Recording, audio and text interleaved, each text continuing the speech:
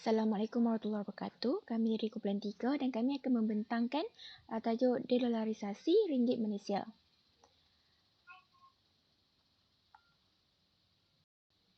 Berikut ialah ahli kumpulan kami terdiri daripada 7 orang. Yang pertama saya, Nur Ain Uzma binti Muhammad Rosli. Seterusnya Wan Ikram, Khairunisa binti Abdul Razak, Nur Atikah Harizah binti Khairul Azhad, Nur Najwa Ashilah binti Helmi, Nur Alwani Nadirah dan juga Nurin binti Hashimi. Baiklah, pertama kita akan masuk kepada pengenalan. Okey, secara umum, dolarisasi atau langkah mengurangkan kebergantungan kepada dolar Amerika Syarikat sebagai mata wang rizab, medium pertukaran atau unit akaun menjadi pilihan yang boleh dilaksanakan Malaysia. Okey, tapi semestinya semua nak tahu apa itu dolarisasi secara spesifik. Okey, spesifikasinya dolarisasi ialah proses untuk menggantikan dolar sebagai mata wang yang digunakan untuk perdagangan minyak dan perjanjian perdagangan dua hala. Okey, untuk kondisi ringgit Malaysia sekarang, pada awal pagi 30 November 2023 iaitu pada hari Khamis, ringgit melemah berbanding dolar Amerika Syarikat.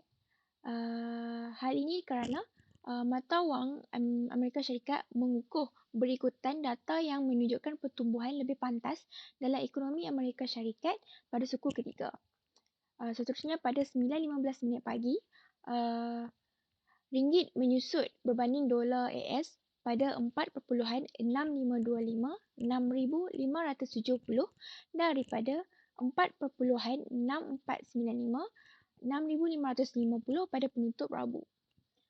Bila ringgit didagangkan lebih rendah berbanding mata wang utama, menurun berbanding euro, pound dan yen.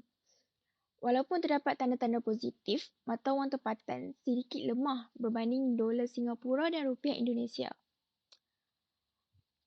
Tetapi, ringgit menunjukkan peningkatan kecil berbanding Baht Thailand dan Peso Filipina. Seterusnya saya akan serahkan kepada pembentang seterusnya.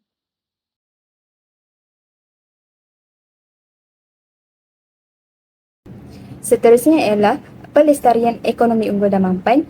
Yang pertama iaitu pengurangan pergantungan kepada kod SWIFT untuk tujuan pemindahan wang. Sebahagian besar negara-negara dia menggunakan sistem SWIFT ni untuk melakukan pemindahan wang dan juga untuk menjaga keselamatan antarabangsa. Jadi apakah yang bermaksud bagi SWIFT? SWIFT ni ialah Society for Worldwide Interbank Financial Telecommunications. Ia adalah satu sistem yang membantu untuk memindahkan wang secara antarabangsa. Jadi, dalam sistem ini dia terdapat proses di mana sistem ini dapat mengenal pasti bank-bank tertentu mengikut kepada kod masing-masing. Jadi, bila berlakunya pemindahan wang ke peringkat antarabangsa, ia akan mengikut kepada kod-kod yang diberikan. Untuk nak mencapai konsep peralihan daripada dolar Amerika Syarikat ke ringgit Malaysia, ia perlu disertakan dengan pengurangan kepada kod SWIFT untuk sebagai perantaraan pertukaran dan juga perdagangan global. Jadi apabila kita dapat kurangkan penggunaan kod SWIFT ni, ia akan dapat membantu untuk menjayakan penggunaan ringgit Malaysia. Selain itu, apabila kita menggunakan kod SWIFT ni untuk nak melakukan perantaraan pertukaran, jadi ia akan melibatkan kos yang tinggi apabila kita perlu untuk menukar daripada ringgit Malaysia ke dolar Amerika Syarikat. Dan yang kedua ialah pengukuhan tadbir urus fiskal. Tadbir urus fiskal ni fungsinya adalah untuk nak mengukuhkan sistem keuangan dalam Malaysia. Jadi, untuk nak meneruskan inisiatif pembaharuan fiskal, ia perlu meluaskan asas hasil, mengoptimalkan pengurusan dan juga menambah baik tadbir. Okey, bismillahirrahmanirrahim. Assalamualaikum warahmatullahi wabarakatuh. Poin seterusnya still dalam tajuk pelestarian ekonomi unggul dan juga mampan. Poin pertama ialah membukukan peranan kawasan industri pengeluaran makanan iaitu dengan melaksanakan dasar sekuriti makanan negara. Okey, sekarang ini kerajaan telah dalam perancangan untuk meningkatkan peningkatan pengeluaran padi di dalam negara ini sendiri, iaitu kerajaan telah bekerjasama dengan syarikat swasta untuk meningkatkan pengeluaran padi di negeri Sabah dan juga Sarawak. Okey, tujuan utama ialah untuk sedia menghadapi krisis makanan. Okay, contohnya, sekiranya negeri yang mengeluarkan pengeluaran padi contohnya seperti negeri Kedah, mereka mengalami bencana alam. So, negeri tersebut still boleh menjadi backup.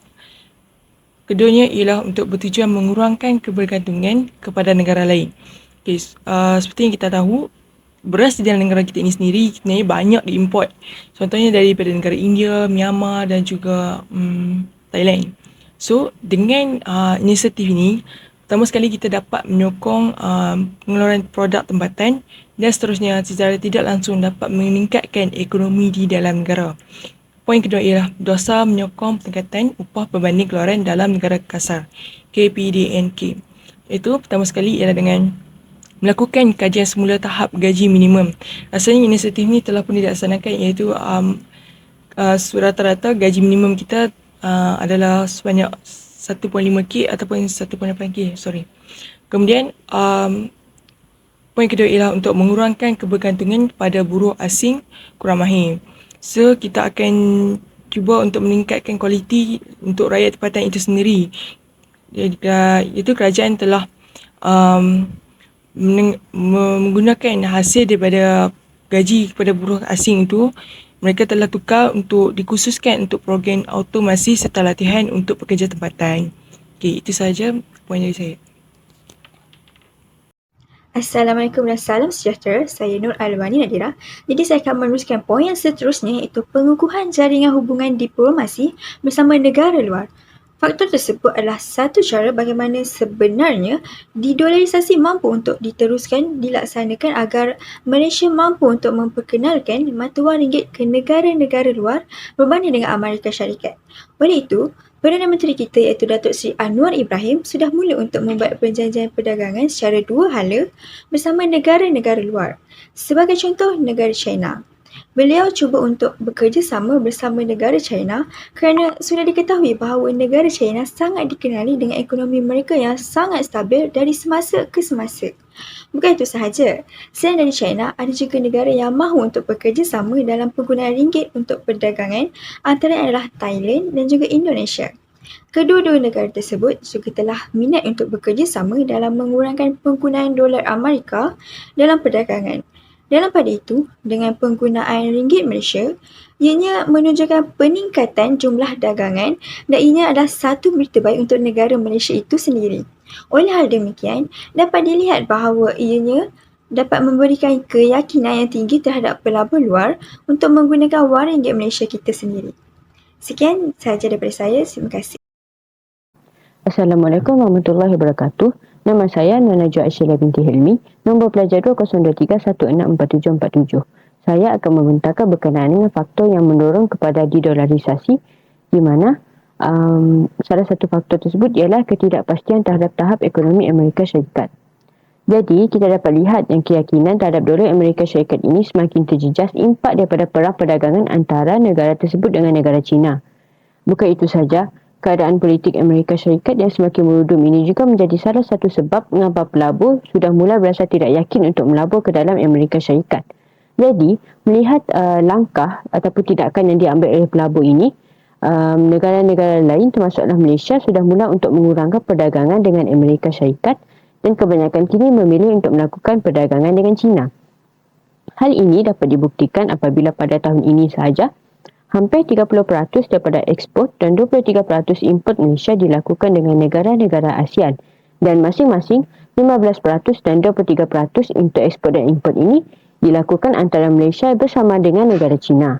Datuk Seri Anwar Ibrahim, Perdana Menteri Malaysia berkata, penggunaan mata wang ringgit Malaysia dalam perdagangan import-ekspor yang dilaksanakan Malaysia dengan beberapa negara-negara ASEAN dan juga negara China terutamanya telah menunjukkan perkembangan yang menggalakkan.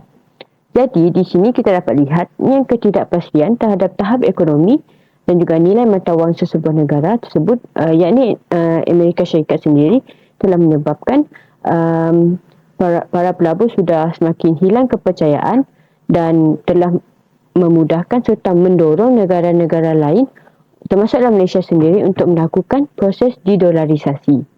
Jadi, itu sahaja daripada saya. Sekian, terima kasih. Baiklah, seterusnya kita akan teruskan dengan kesan pelaksanaan dedolarisasi. Baiklah, kesan pelaksanaan dedolarisasi ini membawa kepada percaturan ekonomi yang di mana ia sebenarnya memerlukan kepada campur tangan barisan kepimpinan kerajaan Malaysia pada ketika itu. Jika barisan kepimpinan kerajaan pada ketika itu adalah barisan kepimpinan yang mempunyai wawasan dan pandangan yang luas dari segi mempertingkatkan nilai ekonomi negara, maka ia merupakan satu nilai tambah yang positif terhadap pelaksanaan dedolarisasi ini. Kerana apa? Kerana dedolarisasi ini sebenarnya bergantung kepada cara pengendalian realiti ekonomi melalui medium pertukaran dan juga unit account. Baiklah, seperti yang anda tahu, Malaysia telah pun menjalankan dedolarisasi bersama negara luar seperti India, Thailand, China dan sebagainya, yang di mana ia membawa kepada nilai keuntungan sebanyak 39.2 bilion ringgit Malaysia hasil pertukaran perdagangan di antara Malaysia dan juga China. Baiklah, sekiranya pemimpin mahu menjalankan dedolarisasi secara efektif, maka ia memerlukan kepada peningkatan strategi ekonomi yang lebih mampan. Sebagai contoh, Malaysia perlulah meningkatkan kadar pertukaran dua hala dan juga perdagangan serantau antara negara Malaysia dan juga negara-negara Asia yang lain. Kerana apa? Kerana ianya adalah lebih penting berbanding dengan kadar perdagangan antara Amerika Syarikat dan juga Malaysia. Kerana ianya hanya menyumbang kepada kadar peratusan sebanyak 19% sahaja berbanding dengan nilai dagangan antara Malaysia bersama negara Asia yang lain, iaitu ia membawa kepada kadar peratusan jumlah sebanyak 90%. Dan ia merupakan satu perkara yang membawa kepada peningkatan terhadap ekonomi negara. Maka dengan itu, sekiranya Malaysia meningkatkan lagi kadar pertukaran dan nilai dagangan terantau ataupun internasional, maka kita tidak perlu khawatir terhadap hubungan diplomatik antara Malaysia dan juga Amerika Syarikat, kerana ianya tidak akan memberikan kesan sama sekali seandainya ianya diselaraskan dengan kerjasama negara-negara Asia yang lain. Maka dengan itu, jika ekonomi Malaysia lebih stabil dengan menjalankan dedolarisasi, ia akan membawa kepada kestabilan ringgit Malaysia, di mana ia akan menarik lebih banyak minat pelabur asing untuk melabur di Malaysia, dan seterusnya nilai dagangan domestik dan juga internasional akan bertambah, dan seterusnya akan mengukuhkan lagi tahap kestabilan ekonomi negara dalam jangka masa yang panjang. Maka dengan itu, perlulah diingatkan semula bahawa pelaksanaan dedolarisasi yang baik melalui percaturan ekonomi hanya akan berhasil sekiranya barisan kepimpinan kerajaan Malaysia pada ketika itu adalah barisan kepimpinan yang bijaksana dalam mentadbir urus kewangan serta ekonomi negara. Jika ia berlaku sebaliknya, maka pelaksanaan dedolarisasi ini bukanlah pelaksanaan yang membawa kepada kebaikan, malah ia akan membawa kepada kekurangan terhadap kadar kestabilan ekonomi negara. Assalamualaikum warahmatullahi wabarakatuh. Saya Wan Ikram Fakrazi bin Wan Sekri dengan nombor ID 2023199373. Saya akan meneruskan pembentangan ini dengan dedolarisasi merujuk kepada pengurangan ketergantungan atau penggunaan mata wang dolar Amerika Syarikat dalam transaksi ekonomi suatu negara. Proses dedolarisasi ini mungkin dilakukan untuk meningkatkan kestabilan ekonomi dan meningkatkan kepercayaan pelabur asing. Berikut adalah beberapa kemungkinan kesan positif pengurangan kebergantungan dedolarisasi terhadap meningkatkan kepercayaan pelabur asing di Malaysia. Yang pertama, kestabilan mata wang tempatan. Pengurangan kebergantungan terhadap dolar Amerika Syarikat dapat menyebabkan mata wang tempatan menjadi lebih stabil. Stabilitas mata wang adalah faktor penting yang diinginkan oleh pelabur asing kerana ini dapat mengurangkan risiko fluktuasi mata wang terhadap hasil pelaburan mereka. Baik, yang kedua, persekitaran pelaburan yang lebih jelas. Dengan dedolarisasi, transaksi ekonomi menjadi lebih jelas dan mudah difahami oleh pelabur asing. Mereka dapat menilai risiko dan pulangkan pelaburan mereka dengan lebih baik apabila tidak terlalu bergantung pada fluktuasi mata wang asing. Okey, yang ketiga, kurangnya risiko nilai tukar. Pelabur asing cenderung menghindari risiko nilai tukar yang tinggi. Dengan dedolarisasi, risiko ini dapat dikurangkan, membuahkan persekitaran yang lebih menarik bagi pelaburan. Okey. Yang keempat, peningkatan kepastian undang-undang. Dedolarisasi mungkin melibatkan perubahan dalam undang-undang dan peraturan kewangan yang boleh meningkatkan kepastian dan kejelasan untuk pelabur asing. Ini dapat memberi keyakinan kepada mereka untuk melabur dalam jangka panjang. Okey, yang terakhir, yang kelima, penyokong pembangunan ekonomi. Pengurangan kebergantungan pada dolar Amerika Syarikat dapat memberi peluang kepada Malaysia untuk membangunkan pasaran kewangan tempatan dan meningkatkan kedudukan ekonomi secara keseluruhan. Ini dapat memperkuatkan keyakinan pelabur asing terhadap pertumbuhan ekonomi jangka panjang. Okey, itu sahaja daripada saya. Sekian, terima kasih. Kesimpulannya di sini, dolarisasi bergantung pada kawalan ekonomi dan realiti. Jika dagangan lebih baik dalam yuan atau mata wang lain, ia akan menjadi satu anjakan. Dolar Amerika Syarikat masih menguasai perdagangan minyak, komoditi dan kewangan hari ini. Ia tidak akan berubah dengan cepat. Pelarasan kadar pertukaran dua hala dan perdagangan serentak adalah lebih penting daripada penurunan dolar Amerika Syarikat dan akan kurang merugikan jika sejajar dengan negara Asia lain, terutamanya ASEAN dan China. Selain itu, sektor minyak dan gas serta komoditi lain, terutamanya minyak sawit dan urus niaga kewangan, akan paling terjejas oleh dolarisasi, manakala perniagaan domestik akan kurang terjejas.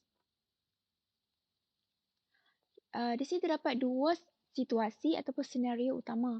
Yang pertama, penggunaan dolar Amerika Syarikat akan berkurangan apabila perdagangan dan pelaburan dalam mata wang dua hala meningkat. Ini akan berterusan jika BRICS iaitu Brazil, Rusia, India, China dan Afrika Selatan dan negara-negara kecil yang lain menyertainya. Dalam senario kedua pula, dolar Amerika Syarikat boleh kehilangan status mata wang reservnya secepat pound sterling selepas Perang Dunia Kedua. Terdapat banyak kemungkinan pencetus untuk ini, tetapi ia adalah spekulatif dan melibatkan krisis besar.